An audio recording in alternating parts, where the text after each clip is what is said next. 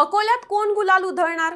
वंचित बहुजन आघाडीचे प्रकाश आंबेडकर, काँग्रेसचे अभय पाटील की भाजपचे अनुप धोत्रे? तुम्ही याचं उत्तर आम्हाला कमेंट करून नक्की कळवा। इथं आपण आज एका वेगळ्याच विषयाबद्दल बोलणार आहोत। विषय काय तर वंचित बहुजन आघाडीचे प्रमुख आणि अकोला लोकसभेचे उमेदवार प्रकाश आंबेडकर यांची संपत्ती किती। नमस्कार, मी प्रगती देसाई आणि लगाव बत्तीमध्ये तुमचं स्वागत। व्हिडिओच्या सुरुवातीलाच एक आठवण म्हणून तुम्ही जर अजूनही आमच्या चॅनलला सबस्क्राइब केलं नसेल तर आत्ताच सबस्क्राइब करा, जेणेकरून असे महत्त्वाचे व्हिडिओ सगळ्यात आधी तुमच्यापर्यंत पोहोचतील। महाविकास आघाडीमध्ये होय नाही म्हणता म्हणता प्रकाश आंबेडकर यांनी स्वतंत्र निवडणूक लढण्याचा निर्णय घेतला आणि अकोला लोकसभेतून उमेदवारी अर्ज भरला। अर्ज भरल्यानंतर त्यांनी जोडलेल्या प्रतिज्ञापत्रात त्यांच्या एकूण संपत्तीचाही उल्लेख केलाय। आता तीच संपत्ती किती ते समजून घेऊ। उमेदवारी अर्ज भरताना प्रकाश आंबेडकर यांच्याकडे रोख रक्कम 43,000 होती। त्यांची पत्नी अंजली आंबेडकर यांच्याकडे 38,000 रोख रक्कम होती, तर चिरंजीव सुजात आंबेडकर यांच्याकडे 12,000 रोख रक्कम होती। सगळ्यात आधी प्रकाश आंबेडकर यांची बँकमध्ये किती रक्कम आहे त्यावर एक नजर टाकू। बँक ऑफ बडोदाच्या सर्व खात्यांमध्ये मिळून प्रकाश आंबेडकर यांचे 3,67,115 रुपये आहेत, तर स्टेट बँक ऑफ इंडियामध्ये 1,13,518 रुपये आहेत। बँक ऑफ बडोदाच्या प्रबुद्ध भारत मीडिया हाऊसच्या खात्यात 1,80,449 रुपये आहेत, तर प्रकाश आंबेडकर यांच्याकडे बॉन्ड्स आणि शेअर्सच्या स्वरूपात असलेली गुंतवणूक ही 25,52,339 रुपये आहे। प्रकाश आंबेडकरांची कोऑपरेटिव्ह शेअर्स मधील गुंतवणूक 2 लाख रुपयांची आहे। या व्यतिरिक्त प्रकाश आंबेडकर यांच्या नावे चिको ट्रेडिंग इंडस्ट्रीमध्ये 1 लाख, तर कापसी कॉटेस्ट इंडस्ट्रीमध्ये 50,000 रुपयांची गुंतवणूक आहे। त्याच सोबत प्रकाश आंबेडकर यांच्याकडे 150 ग्रॅमचे दागिने आहेत, ज्याची किंमत 9,95,700 रुपये इतकी होते। तर प्रकाश आंबेडकर यांच्या नावावर तब्बल 37 लाख रुपयांची जमीन आहे। आता एक नजर टाकू प्रकाश आंबेडकर यांच्या पत्नी अंजली आंबेडकर यांच्या नावावर किती संपत्ती आहे त्यावर। सुरुवात बँकमधील रकमेपासून करू।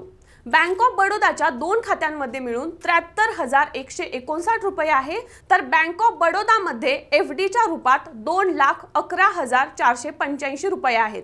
तसेच स्टेट बँक ऑफ इंडियामध्ये 65,000 रुपये आहेत, तर इंडिया बँकेमध्ये 74,073 रुपये आहेत आणि अन्नपूर्णा महिला मंडळाच्या एफडी खात्यात 20 लाख रुपये आहेत। बॉन्ड्स आणि शेअर्सच्या रूपात अंजली आंबेडकर यांची 73,29,339 रुपयांची गुंतवणूक आहे, तर कोऑपरेटिव्ह शेअर्समध्ये 1,98,00,000 गुंतवणूक अंजली आंबेडकर यांची आहे। सोने चांदीच्या रूपात बघायला गेलं तर अंजली आंबेडकर यांच्याकडे 200 ग्रॅम म्हणजेच 19,91,400 रुपयांचे दागिने आहेत। चालू बाजार भावानुसार अंजली आंबेडकर यांच्याकडे जमीन आणि घर स्वरूपातील 2,52,55,104 रुपयांची मालमत्ता आहे, तर अंजली आंबेडकर यांनी आतापर्यंत 56,000 रुपयांचे कर्ज दिले। आता नजर टाकू प्रकाश आंबेडकर यांचा मुलगा सुजात आंबेडकर यांच्याकडे असलेल्या संपत्तीवर। बँक ऑफ बडोदामध्ये 28,953 रुपये आहेत। मैत्रेय ऑइल इंडस्ट्रीच्या मालकीचे 80,482 रुपये बँक ऑफ बडोदामध्ये आहेत, तर त्याच बँकेमध्ये एफडी रूपात 23,064 रुपये आहेत, तर अन्नपूर्णा महिला मंडळाच्या एनजीओ मध्ये एफडी स्वरूपात 8 लाख रुपये सुजात आंबेडकर यांच्या नावावर आहेत। बॉन्ड्स आणि शेअर्सच्या रूपात सुजात आंबेडकर यांच्या नावावर 23,73,833 रुपयांची गुंतवणूक आहे, तर सुजात आंबेडकर यांचे मैत्रेय ऑइल इंडस्ट्रीत 50,000चे शेअर्स आहेत। सुजात आंबेडकरांच्या नावे पोस्टल सेव्हिंग 2 लाख रुपयांचे आहे, तर सोने आणि चांदी स्वरूपात 9,45,700 रुपयांची गुंतवणूक आहे। सुजात आंबेडकर यांच्या नावावर 3 कोटींची इतर मालमत्ता आहे। आता वार्षिक उत्पन्नावर बोलायचं झाल्यास प्रकाश आंबेडकर यांचे वार्षिक उत्पन्न हे 9,05,411 रुपयांचे आहे, तर त्यांची पत्नी अंजली आंबेडकर यांचे वार्षिक उत्पन्न 12,35,980 रुपये इतके आहे, तर त्यांचा मुलगा सुजात आंबेडकर यांचे वार्षिक उत्पन्न 6,99,750 रुपयांचे आहे। बाकी ही माहिती तुम्हाला कशी वाटली?